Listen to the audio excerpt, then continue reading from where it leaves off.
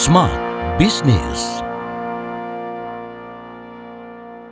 Banyak perusahaan animasi yang tumbuh dan berkembang di Indonesia. Seperti apa update terbarunya dan brand positioning-nya? Pada kesempatan podcast kali ini, kita akan berbincang-bincang bersama dengan Mas Boni Wirasmono, Director of The Little Giant. Halo Mas. Halo Mas. Terima kasih telah hadir di podcast kami. Ya, terima kasih sama-sama. Ya, dan seru nih kita ngobrolin soal brand positioning di perusahaan animasi ya.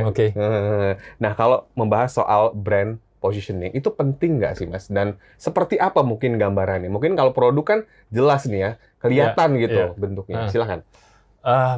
Penting sih, karena balik lagi, di setiap brand positioning itu kan akan menentukan apakah nantinya dia akan menjadi top of mind dari orang-orang, gitu kan. Jadi kalau di animasi, kita ngomongin kayak misalnya, kita ngomongin animasi princess gitu ya. Orang kan pasti pertama kali di otaknya adalah Disney, gitu kan. Nah itu kan sebuah brand positioning. Akhirnya ternyata dia memang berangkat dari Disney Princess, gitu kan.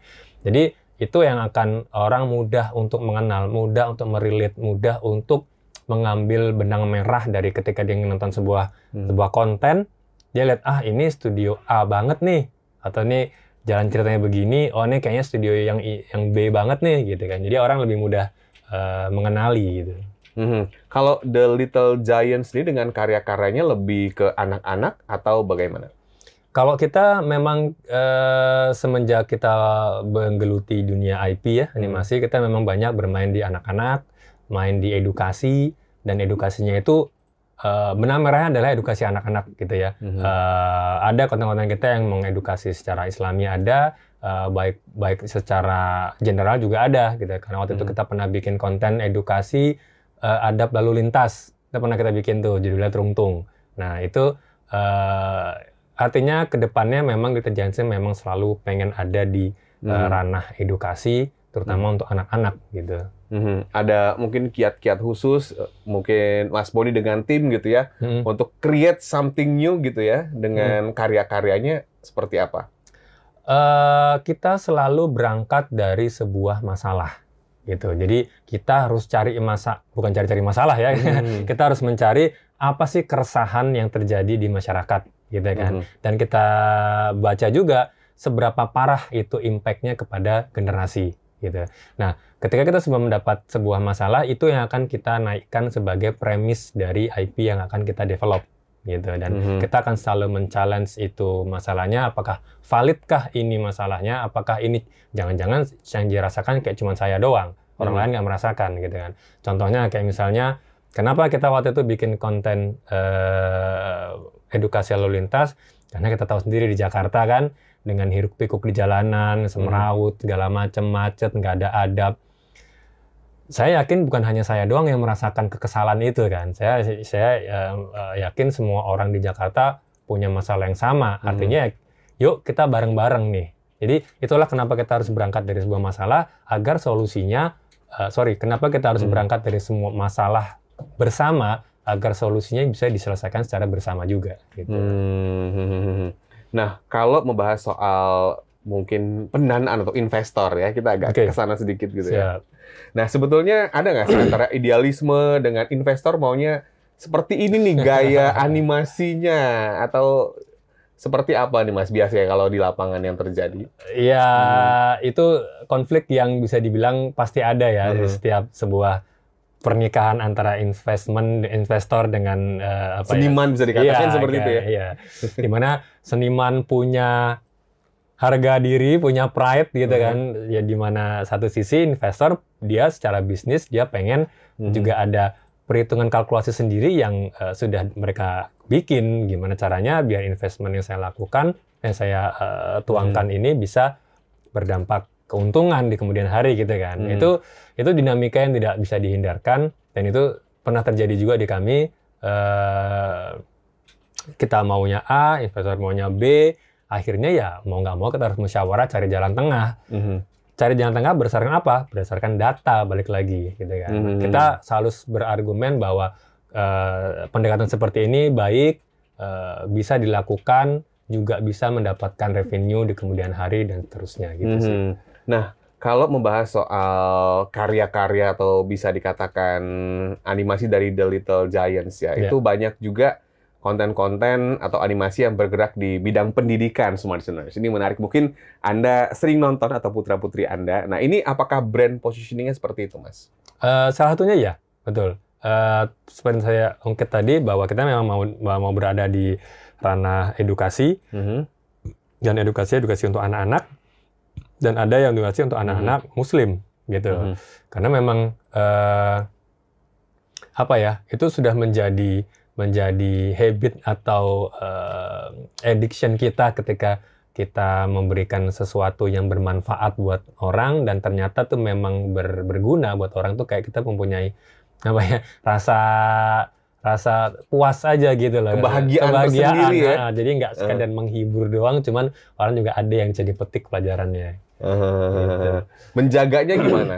Karena kan banyak nih konten-konten godaan bisa dikatakan seperti itu. Ngejaganya gimana? Itu emang godaan ya. Itu emang ujian kita ya. Apalagi kalau misalnya itu udah bikin susah payah gitu, udah bagus-bagus segala macam, kalah sama yang viral orang nyebur ke lumpur misalnya gitu kan. Itu agak sakit hati ada gitu ya. Cuman balik lagi, apakah kita mau istiqomah di sini gitu ya, mau benar-benar ada di brand positioning tadi di sini, atau kita mau mencoba sesuatu yang baru. Pernah kita melakukan sebuah eksplorasi ya, eksplorasi. Kita main di ranah yang apa namanya, ibaratnya tetap ada di DNA edukasi, cuman secara eksekusinya memang lebih kekinian gitu. Kita pernah main di TikTok waktu itu gitu. Kan TikTok memang lagi besar ya, dan itu memang isinya juga banyak remaja ke atas. Artinya sebenarnya bukan target audiens kita sebenarnya, karena kita kan anak-anak gitu kan. Nah, cuman ketika kita coba lakukan itu ternyata berhasil gitu. Nah, semakin besar godaan kita, kayak ayo ini berhasil nih, gimana mau main di receh-recehan aja atau tetap balik lagi ke edukasi gitu kan. Nah, cuman apa yang membuat akhirnya kita stick di edukasi ini ya, kita tetap luruskan niat, kita ingat lagi ngapain kita pertama kali bikin ini, untuk apa kita melakukan ini gitu kan. Ketika itu sudah benar-benar terpatri di diri kita, ya insya Allah sih kita bisa menjaganya itu. Oke, walaupun tantangan di luar sana banyak gitu ya, untuk bikin konten-konten yang bisa dikatakan receh gitu ya. Tapi tetap fokus kepada konten-konten yang berdampak, mungkin lebih tepatnya ke sana ya Mas ya. Nah, membahas juga soal tantangan. Kita tahu di bahwa sekarang anak-anak itu banyak juga yang suka atau bisa dikatakan gemar, lebih suka gitu ya nonton tayangan yang lebih dari usianya gitu ya. Mungkin drama yang lebih dewasa atau tontonan-tontonan yang mungkin ya tidak untuk seusianya. Ini apakah juga satu tantangan, Mas? Banget. Sekarang ini bisa dibilang target audiens kami ini, anak-anak itu mulai mengalami pergeseran. Banyak anak-anak itu yang dewasa sebelum waktunya, gitu kan. Anak-anak sudah menonton konten-konten dewasa. Nah, apalagi di masa-masa transisi umur pertengahan ini, dia dibilang anak-anak juga udah enggak, dewasa juga belum, gitu kan. Nah, ini adalah area yang sangat labil, yang kita sendiri belum bisa mendapatkan rumus bagaimana buat mengembalikan mereka. Dan kita sudah tidak bisa memaksakan hal itu, akhirnya ya sudah, kita fokus aja kepada range umur yang memang menjadi sweet spot-nya kita, gitu. Karena satu hal yang membuat ini lebih challenging adalah tentang retention time, tentang bagaimana seberapa lama waktu yang bisa dipakai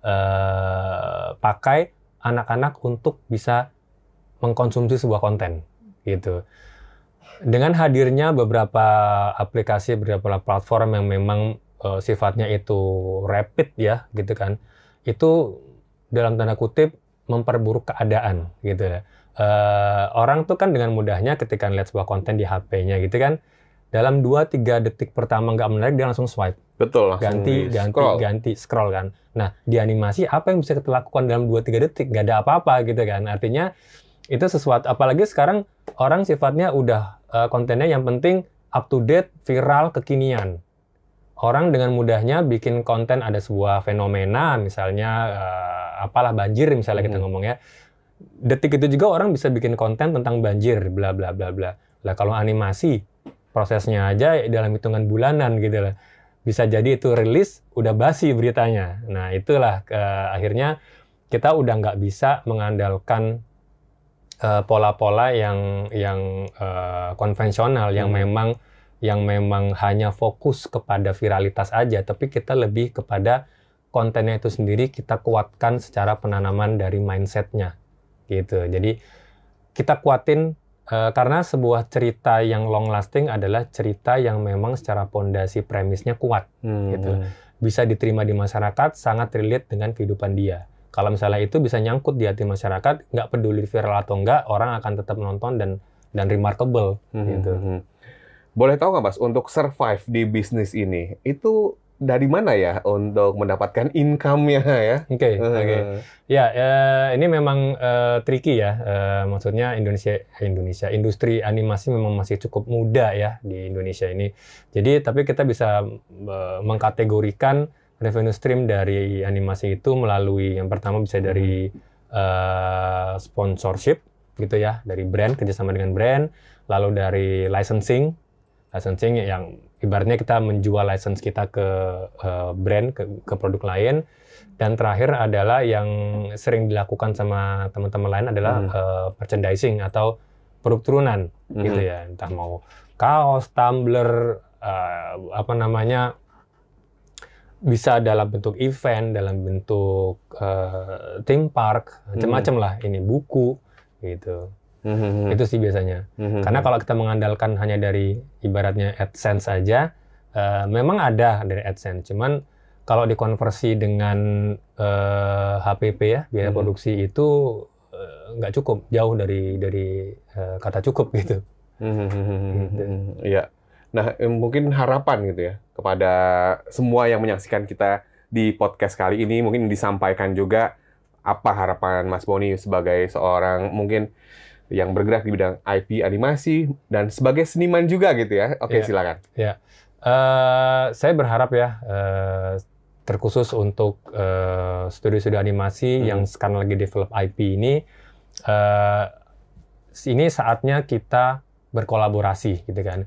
Oke lah, memang IP itu adalah intellectual property dari masing-masing studio gitu kan. Cuman kolaborasi ini tidak hanya pada sebuah konten aja, tapi juga dari secara networking. Kayak misalnya, saya Little Giants lagi develop IP gitu kan. Otomatis kita butuh manpower. Kita bisa berkolaborasi dengan studio lain untuk sebagai penyedia artisnya, senimannya gitu kan. Atau kita bisa outsource pekerjaan ini justru ke studio lain gitu. Jadi kami di Little Giants kita dulu pernah besar gitu kan. Qadarullah karena pandemi kita banyak terjadi pengurangan karyawan di situ hingga akhirnya kita memutuskan untuk yaudah deh mendingan kita keep small aja, isinya adalah inti dari key personnya aja, sisanya ya kita coba berkolaborasi dengan studio-studio lain yang ujung-ujungnya ekosistem daripada industri IP animasi di Indonesia ini akan tumbuh karena itu tadi masing-masing mereka akan mempunyai pekerjaan, mempunyai penghasilan, mempunyai networking. Jadi itu harapan saya sih biar kita bisa ibaratnya tumbuh bareng lah gitu. Baik. Ada karya yang mungkin, bisa di-cut ya? Ada karya yang mungkin ingin dinantikan gitu ya kepada Smart Business, mungkin apa nih yang kedepannya, Mas? Iya. Kami sekarang lagi develop IP baru gitu ya, judulnya Stories of Sahabat. Dan itu menceritakan tentang kisah perjalanan para sahabat zaman Rasulullah gitu. Dan ini kontennya untuk anak-anak juga gitu. Jadi harapannya anak-anak ini bisa mempunyai role model gitu lah. Dia mempunyai panutan ibaratnya superhero, tapi ini superhero beneran. Ini living legend, dulu pernah ada dan memang terbukti gitu kan. Jadi itu yang akan ibaratnya bisa menumbuhkan karakter daripada anak-anak di generasi mendatang. Luar biasa. Kita nantikan karya-karya yang tentunya sangat luar biasa dari Mas Boni dan juga tim, dan juga tentunya kita juga sangat excited ya ketika ada animasi dari Indonesia yang mendunia dengan karya-karyanya, dan tentunya kita sangat excited untuk menyaksikan hal tersebut. Baik, sukses selalu Mas Boni, Ya, dan terima kasih. kita nantikan karya-karyanya, Siap. dan tentunya kita nantikan juga karya-karya dari animator seluruh Indonesia. Smart listeners, untuk Anda jangan lupa untuk subscribe channel YouTube kami. Akhirnya saya William Darmawan mengucapkan terima kasih. Sampai jumpa. Smart Business. Lead you better.